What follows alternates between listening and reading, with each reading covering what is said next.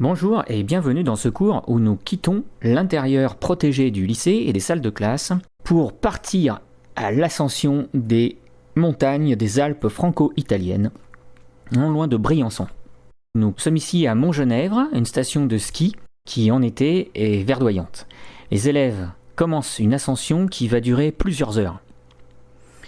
Et pendant que certains jouent au golf et visent des trous que j'avoue assez invisibles au milieu des marmottes, nos élèves courageusement montent en compagnie des guides du CBGA. Ces guides de montagne et géologues de terrain confirmés vont prendre en charge nos élèves pour leur expliquer ce qui se cache tout au sommet des pistes de ski, bien au-delà de ces téléphériques et télésièges qui remontent les pentes, tellement haut que le réseau français disparaît. Nos élèves captent maintenant le réseau italien. Et au milieu des patous et bergers des Alpes, le guide sonne le départ pour l'objet d'intérêt qui n'est pas ces montagnes au fond là-bas, avec ces strates sédimentaires et ces plis fabuleux dont nous parlerons dans une prochaine vidéo. L'objet d'intérêt aujourd'hui, et qui justifie largement ce voyage, se situe en face de ces élèves qui s'apprêtent à travailler. L'objet géologique majeur que vous allez découvrir s'appelle le massif du Chenaillet. Les roches qui sont devant vous ne sont pas des roches sédimentaires. En effet, il n'y a aucune strate visible.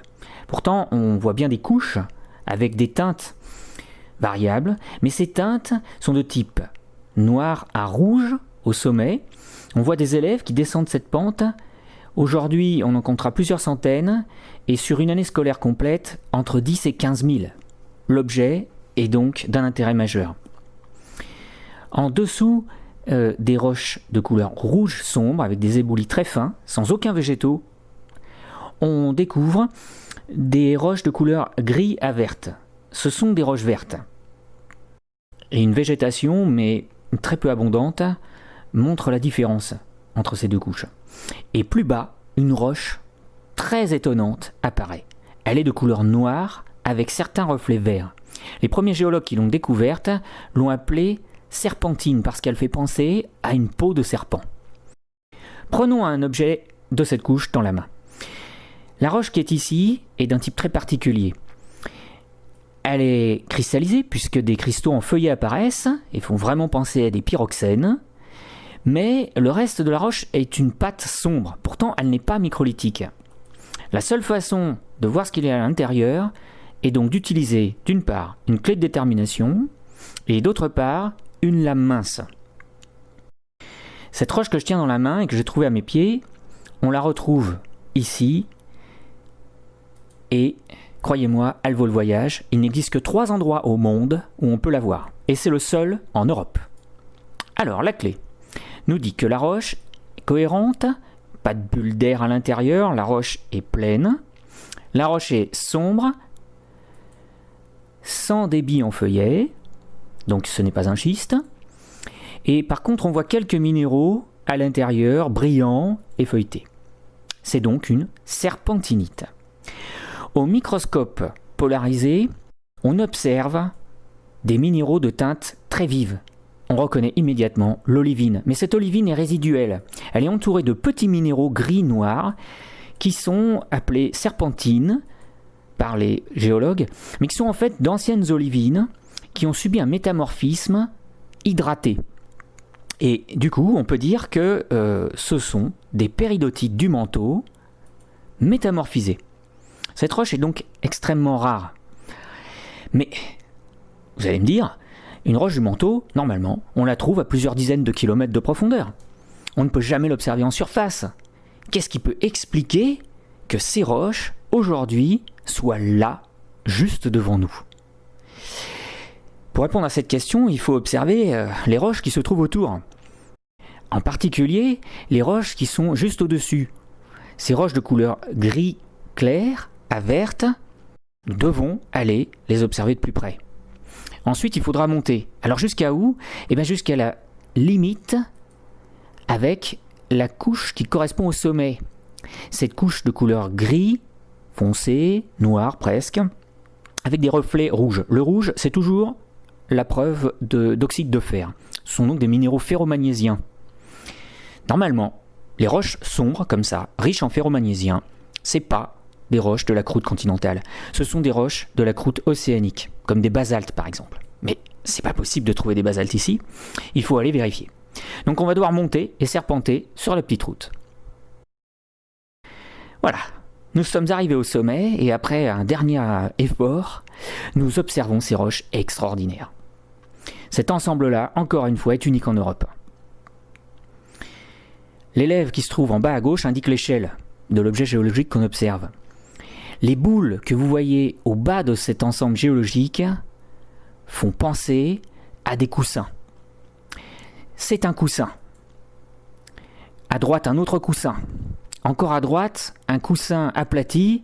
Certains géologues appellent ça un traversin. Des coussins de couleur sombre, ce sont des basaltes en coussin. Mais des basaltes en coussin, ça se met en place à un seul endroit dans le monde. C'est dans les dorsales. Nous avons donc ici fossilisé une dorsale océanique, avec tous ces basaltes en coussin qui recouvrent le sommet du Chenaillet. Regardez, c'est absolument magnifique. Refroidissement rapide. Rapide parce que c'est long. C'est microlytique. Bravo. Donc on est au niveau d'une dorsale. Le magma arrive. Donc il a quelle température le magma 1300. Degrés. Il arrive donc au fond de l'océan. Il y a combien de degrés Très froid. 0 degré. 3-4 degrés. Et donc là, que se passe-t-il? Eh bien, Ça se fige en fait. ça se fige, voilà, il y a un choc thermique. Hein. Donc la lave, ça fait cette forme de boule, ça fait ces laves en coussin.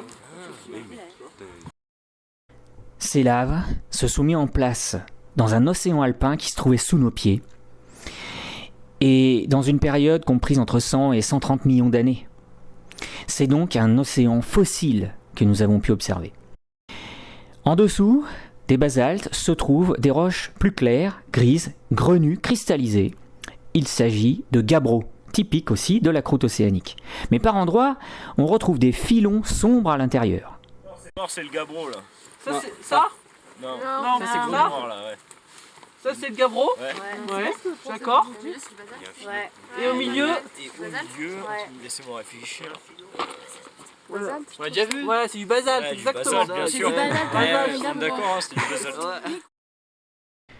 Et voilà le secret du Chenaillet révélé. Ce qu'on a face à nous n'a rien à voir avec la croûte continentale. Et pourtant, on est en plein milieu des Alpes. Il s'agit d'un ancien bloc de lithosphère océanique qui montre et qui témoigne de la présence d'un océan passé au cœur des Alpes. Au sommet, donc, nous avons des basaltes océaniques.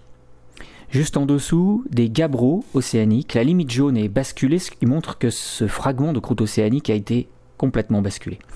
Et tout en bas, des péridotites du manteau. L'ensemble péridotite du manteau, gabbro et basalte océanique est appelé par les géologues ophiolite, c'est-à-dire une ancienne lithosphère océanique. Mais alors, au fait, si on a des basaltes et des gabbros, typiques de la croûte océanique, et de la péridotite du manteau, cela signifie que la limite en rouge sur le dessin, là, c'est le mot. Un mot pétrographique. C'est plus un mot sismologique, puisqu'il n'est plus en place. Mais n'empêche que c'est une occasion unique d'identifier, de voir à l'œil nu un mot. Alors allons-y, regardons ça de plus près. Et donc montrez-moi avec votre main, là, vous montrez le mot, là. Là, c'est vous que je vois, là. Montrez-moi les roches, regardez, imaginez, là, scénarisez, regardez, voilà. Là, Voilà. Comme ça. Dans ce sens, c'est vrai, là, comme ça, là. Comme ça, là. comme ça. Moi, je le vois plutôt à plat, là, comme ça, là. Non, là, comme ça, là. Comme ça. Comme ça, là. Ouais, d'accord. La main à plat, comme ça. Ouais, ouais, ok. Voilà. Bon, c'est pas mal. Vous êtes satisfait, là, de ce qu'elles ont expliqué, là? C'était clair, là? C'était super clair, là? Péridotite, le gabbro, le mot. Bon. Vous êtes d'accord? Ce que nous avons vu aujourd'hui, c'est ni plus ni moins qu'un objet extraordinaire. Une lithosphère océanique charriée sur un continent. Nous expliquerons dans une prochaine vidéo comment ce bloc a pu se retrouver là. Mais ce n'est que le premier jour. Le deuxième jour nous attend. Demain, nous partons au Galibier. Merci pour votre écoute et à bientôt pour une prochaine vidéo.